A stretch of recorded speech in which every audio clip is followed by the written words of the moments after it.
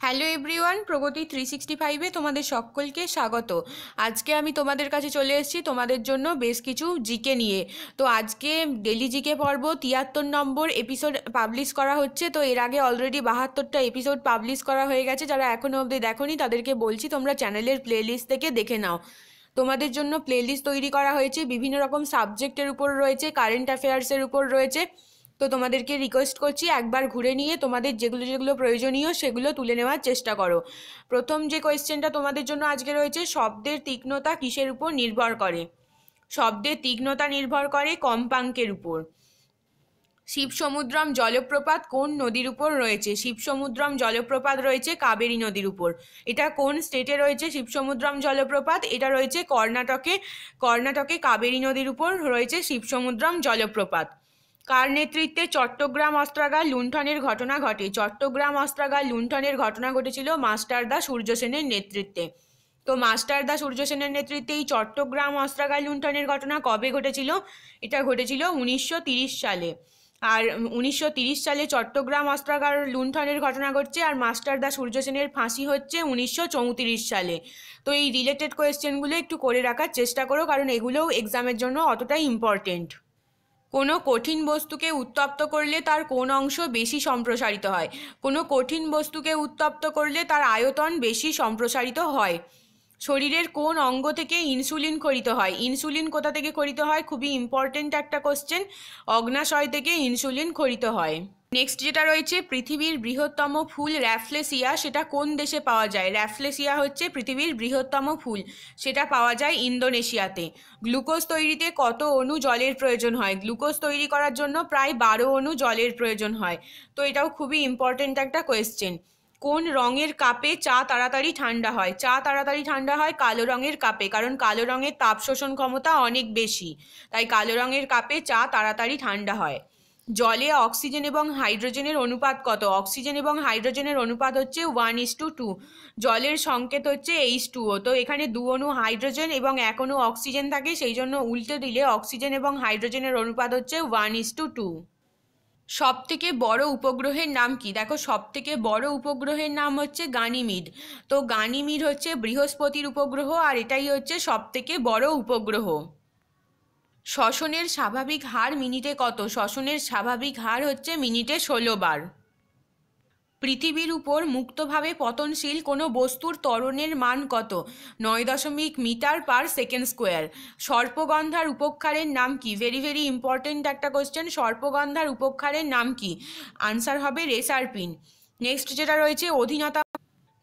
রয়েছে অধীনতামূলক মিত্রতা নীতি কে প্রণয়ন করেন? খুবই ইম্পর্টেন্ট একটা কোশ্চেন এক্সামের জন্য। অধীনতামূলক মিত্রতা নীতি প্রণয়ন করেন লর্ড ওয়েলেসলি। তিনি এদেশে কবে এসেছিলেন? 1798 থেকে 1805 সালের মধ্যে তিনি এদেশে বড়লাট হয়েছিলেন। 1798 থেকে 1805 এর মধ্যে লর্ড ওয়েলেসলি এদেশে ছিলেন, সেই সময় তিনি অধীনতামূলক মিত্রতা নীতি তৈরি করেন। নেক্সট যেটা রয়েছে, আকবরনামার রচয়িতা কে? খুব গুরুত্বপূর্ণ একটা বই। আকবরনামার রচয়িতা হলেন আবুল ফজল। আবুল ফজল আকবরনামা রচনা করেছিলেন। উদ্ভিদের সুস্থ বৃদ্ধি এবং বিকাশে কত ধরনের মৌলের প্রয়োজন হয়? প্রায় 16 ধরনের মৌলের প্রয়োজন হয় উদ্ভিদের সুস্থ বৃদ্ধি এবং বিকাশে। নেক্সট যেটা রয়েছে, অদৃশ্য আলোক রশ্মিগুলির মধ্যে সবথেকে শক্তিশালী কোনটি? অদৃশ্য আলোক রশ্মিগুলোর মধ্যে সবথেকে শক্তিশালী হচ্ছে গামা রশ্মি। এডিস মশা ডেঙ্গু ছাড়া আর কোন রোগে জীবাণু ছড়ায়? এডিস মশা ডেঙ্গু ছাড়া চিকুনগুনিয়া রোগে জীবাণু ছড়ায়। বার্ড ফ্লু প্রতিহত করতে হলে কত ডিগ্রি উষ্ণতায় মাংস রান্না করা উচিত? 70°C উষ্ণতায় মাংস রান্না করতে হবে যদি বার্ড ফ্লুকে প্রতিহত করতে হয়। উল আসলে কি? উল হচ্ছে এক রকমের প্রোটিন। কোন রোগের অপর নাম ব্ল্যাক ডেথ? ব্ল্যাক ডেথ হচ্ছে প্লেগ রোগের অপর নাম। পরিবেশের তাপমাত্রা বাড়লেও কোন প্রাণীর কোনো ঘাম হয় না? পরিবেশের তাপমাত্রা বাড়তে থাকলেও উটের কিন্তু কোনো ঘাম হয় না। একক সময়ে বস্তুর সরণকে কি বলা হয়? একক সময়ে বস্তুর সরণকে বলা হয় বেগ। ওয়েল্ডিংয়ে অক্সিজেনের সঙ্গে কোন গ্যাস মেশানো হয়? ওয়েল্ডিংয়ে অক্সিজেনের সঙ্গে যেটা মেশানো হয় সেটা হচ্ছে অ্যাসিটিলিন। ভারতের কোথায় প্রথম রেডিও টেলিস্কোপ বসানো হয়? প্রথম রেডিও টেলিস্কোপ বসানো হয়েছিল কোদাইকানালে।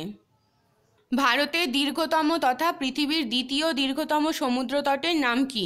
ভারতের দীর্ঘতম সমুদ্রতট হচ্ছে মেরিনা বিচ, আর এটা হচ্ছে পৃথিবীর দ্বিতীয় দীর্ঘতম সমুদ্রতট। গান্ধীজি কোন পত্রিকায় প্রথম ইংরেজ ভারত ছাড়োর পরিকল্পনা প্রকাশ করেন? ভারত ছাড়োর পরিকল্পনা প্রকাশ করা হয়েছিল হরিজন পত্রিকা, যেটা প্রকাশ করতেন গান্ধীজি। আর ভারত ছাড়ো আন্দোলন যেটা হয়েছিল সেটা হচ্ছে 1942 সালের 8ই আগস্ট। 1942 সালের 8ই আগস্ট ভারত ছাড়ো আন্দোলনের সূচনা হয়। আর ভারত ছাড়োর পরিকল্পনা প্রথম গান্ধীজি গ্রহণ করেছিলেন তার হরিজন পত্রিকায়। নাইট্রিক অ্যাসিড কোন ধাতুর তৈরি পাত্রে রাখা হয়? নাইট্রিক অ্যাসিড রাখা হয় অ্যালুমিনিয়াম দিয়ে তৈরি পাত্রে। বীজবিহীন ফল উৎপাদনের জন্য কোন হরমোনের ব্যবহার করা হয়? বীজবিহীন ফল উৎপাদনের জন্য ব্যবহার করা হয় জিব্বারেলিন হরমোন। নেক্সট যেটা রয়েছে, গ্রন্থ সাহেবের প্রণেতা কে? গ্রন্থ সাহেবের প্রণেতা হলেন গুরু অর্জুন।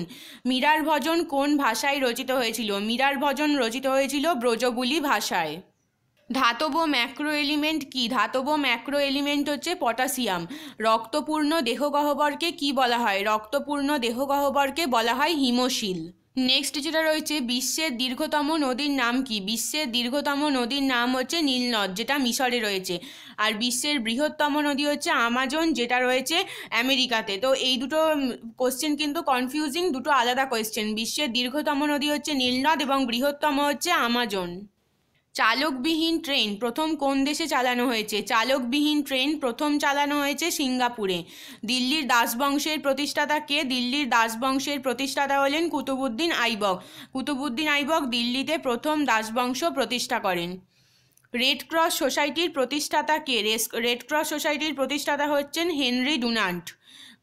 চীনের মহাপ্রাচীর কত সালে তৈরি হয়েছিল? 214 খ্রিস্টাব্দে চীনের মহাপ্রাচীর তৈরি হয়েছিল। ডুরান্ড লাইন কোন দুটো দেশকে আলাদা করেছে? ডুরান্ড লাইন আলাদা করেছে পাকিস্তান এবং আফগানিস্তানকে। এই লাইনগুলো, বাউন্ডারি লাইনগুলো এক্সামের জন্য ভীষণ ইম্পর্টেন্ট। ডুরান্ড লাইন পাকিস্তান এবং আফগানিস্তানকে আলাদা করেছে। ম্যাকমোহন লাইন আলাদা করেছে ভারত এবং চীনকে। তো এরকম যেগুলো রয়েছে, যে লাইনগুলো রয়েছে, সেগুলো কিন্তু খুব ভালো করে করতে হবে। সত্যবিলোপ নীতি এদেশে কে চালু করেন? Very very important. সত্যবিলোপ নীতির ইংরাজিটা হচ্ছে ডক্ট্রিন অফ ল্যাপস। তো ইংরাজিটা ধরেও অনেক সময় কোয়েশ্চেন আসে। সত্যবিলোপ নীতি এদেশে চালু করেন লর্ড ডালহৌসি। তো লর্ড ডালহৌসির সময়ে এরকম নীতি যেমন চালু হয়েছিল, সেরকমভাবেই লর্ড ডালহৌসির সময়ে অনেক ইম্পর্টেন্ট কাজ হয়েছিল। 1853 সালে টেলিগ্রাফ ডিপার্টমেন্ট তৈরি হয়, পোস্ট অ্যান্ড টেলিগ্রাফ ডিপার্টমেন্ট। প্রথম রেল লাইন চালু হয় এদেশে, পিডাব্লিউডি তৈরি হয়। তো এরকম গুরুত্বপূর্ণ কাজগুলোও লর্ড ডালহৌসির সময়ে হয়েছিল। আবার তার সময়ে এই সত্যবিলোপ নীতির মতন নীতিও চালু হয়েছিল। কত সালে বক্সারের যুদ্ধ সংগঠিত হয়? বক্সারের যুদ্ধ সংগঠিত হয় 1764 সালে। দেখো বন্ধুরা, 1757 সালে হচ্ছে পলাশির যুদ্ধ। পলাশির যুদ্ধে নবাব সিরাজউদ্দৌলা পরাজিত হচ্ছেন এবং তারপরে রাজা হচ্ছেন মীর কাসিম। মীর কাসিমের পরে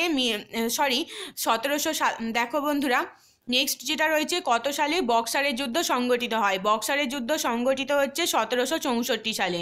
প্রথম 1757 সালে হচ্ছে পলাশির যুদ্ধ। এটা হচ্ছে নবাব সিরাজউদ্দৌলা এবং ইংরেজদের তরফ থেকে লর্ড ক্লাইভের মধ্যে।